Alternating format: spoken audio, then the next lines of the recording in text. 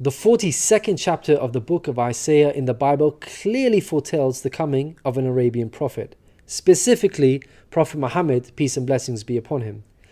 Isaiah describes itself as a prophecy about the future. God states that, "The former things have taken place, and new things I declare." God starts the chapter by drawing our attention to a very special person that he will send. He describes this person as my servant, whom I uphold, my chosen one in whom I delight. At least 3 of the names of the Prophet Muhammad are mentioned: servant, chosen one, and in whom I delight. Isaiah is originally written in Hebrew. Arabic and Hebrew share a lot of common words because they are both Semitic languages. Isaiah uses the Hebrew word ebed for servant. The Arabic word for servant is abd. Prophet Muhammad is known as God's servant. In Arabic, Abdullah. Chosen one is Mustafa in Arabic. This is another of the names of the Prophet Muhammad. The one in whom God delights in shows that this person is beloved to God. Habibullah in Arabic, which means beloved of God, also happens to be one of the Prophet Muhammad's names. In Isaiah, God also reveals the location of this special person. He states, "Let the wilderness and its towns raise their voices. Let the settlements where Kedar lives rejoice." Out of all the nations on earth that God inspired Isaiah to mention, he chose to highlight Kedar's location, so we should pay special attention.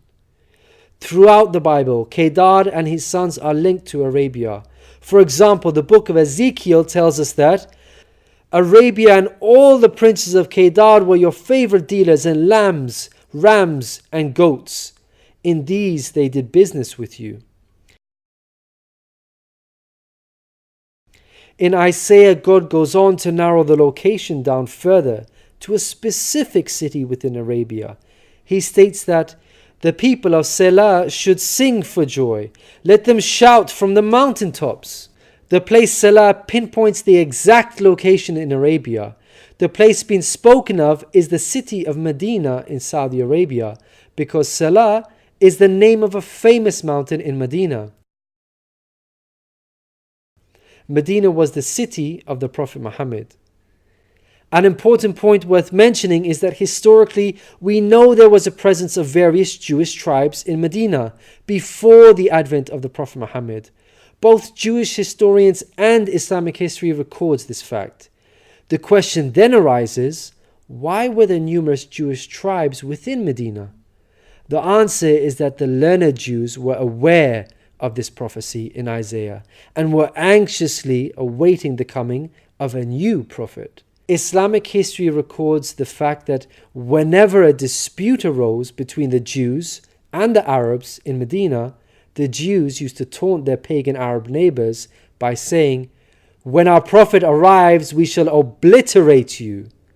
The Quran also affirms this. God says, "Is it not a sign to them that the learned men of the children of Israel knew it as true?" In Isaiah, God informs us that the special person will bring something new. Mankind is told that we will sing to the Lord a new song, His praise from the ends of the earth. The statement "a new song" means a new law, a new way of worship. This is exactly what Islam represents. The emphasis on the new song here is singing the praise of God all over the earth. The Quran opens with the statement, "Praise be to God, Lord of the worlds," and is recited by Muslims all over the world during prayers every day. The new song cannot refer to Jesus because he did not bring about anything new. Rather, he confirmed the law of Moses that was already there. In the Gospel of Matthew, Jesus said, "Think not I am come to destroy the law or the prophets. I am not come to destroy, but fulfill." Jesus obeyed and followed the law of Moses throughout his life. Jesus didn't sing a new song. He sang the same song of Moses, the Torah. Moreover, the disciples of Jesus also followed the law of Moses, even after Jesus departed. In the book of Acts, we are told that the disciples looked to the Torah for guidance. For the law of Moses has been preached in every city from the earliest times. In Isaiah, God emphasizes the universal mission of the coming person by mentioning that he will be made a covenant for the people and a light for the Gentiles. Gentiles means non-Jews. The Quran confirms the Prophet Muhammad, peace be upon him, was sent to the whole of mankind, Jews and Gentiles alike. In the Quran, God tells us, "We have sent you, O Prophet, as a bearer of glad tidings and a warner for the whole of mankind, but most people have no knowledge." The verse in Isaiah cannot apply to Jesus, because in the Gospel of Matthew, Jesus said, "I was sent only to the lost sheep of Israel." In Isaiah, God further states that he will lead the blind by ways they have not known. Along unfamiliar paths I will guide them. The pagan Arabs at the time of the Prophet Muhammad fit this description perfectly, because they had not been sent a messenger prior to Muhammad. The Quran bears witness to this. God states that Muhammad was sent to warn a people to whom no warner has come before. The verse in Isaiah cannot apply to Jesus, because his people, the Israelites, had already received a multitude of prophets from God. In Isaiah, God emphasizes that this special person will be sent to those who trust in idols, who say to images, "You are our gods." The whole of Arabia at the start of Muhammad's prophethood consisted of idol worshippers. Again, this cannot be a reference to Jesus, because his people, the Israelites, were monotheists and not idol worshippers. Moreover, Jesus explicitly told his disciples to stay away from the idol worshipping Gentiles, the exact opposite of what God prophesied in Isaiah. The Gospel of Matthew tells us that these 12 Jesus sent out with the following instructions: do not go among the Gentiles. In Isaiah, God states that this special person will be a warrior and will go forth as a mighty man. He shall stir up jealousy like a man of war. He shall cry, yea, roar. He shall prevail against his enemies. Throughout history, God has dealt sternly with those who are sent guidance and persist in disbelief. Prophet Muhammad, peace be upon him, had to engage in many battles with the idol-worshipping enemies of God and ultimately prevailed against them. By comparison, Jesus did not triumph over his enemies. According to Christians, he was crucified by them.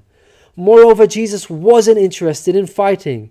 He was not a man of war. He was a pacifist, according to the Bible.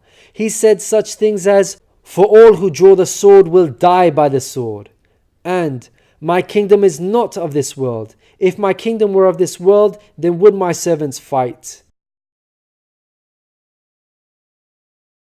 In Isaiah, God gives us a list of momentous achievements for this special person. Chief of these is that the idol worshippers will be turned back in utter shame. Not only did the Prophet Muhammad conquer Mecca, the pagan capital of Arabia, but by the end of his life, in just 23 short years of prophethood, Arabia had shunned idol worship and now worshipped the one true God of Abraham. This cannot apply to Jesus, as it was Christians themselves who were humiliated and greatly ashamed for hundreds of years after Jesus. They were persecuted at the hands of the Roman Empire, who were idol worshippers. They executed some of the apostles of Jesus, such as Peter and Paul. Christians were tortured and even fed to the lions. Finally, Isaiah closes with an admonishment from God. "Hear, you deaf. Look, you blind, and see. You have seen many things, but you pay no attention. Your ears are open, but you do not listen. Which of you will listen to this or pay close attention in time to come?" It seems clear that the deaf and blind God is talking about in this verse are those who reject Prophet Muhammad, peace be upon him. Who among you will heed God by acknowledging him? Who will listen and pay close attention in time to come? الذين يتبعون الرسول النبي الأمي الذي يجدونه مكتوبا عندهم في التوراة والإنجيل يأمرهم بالمعروف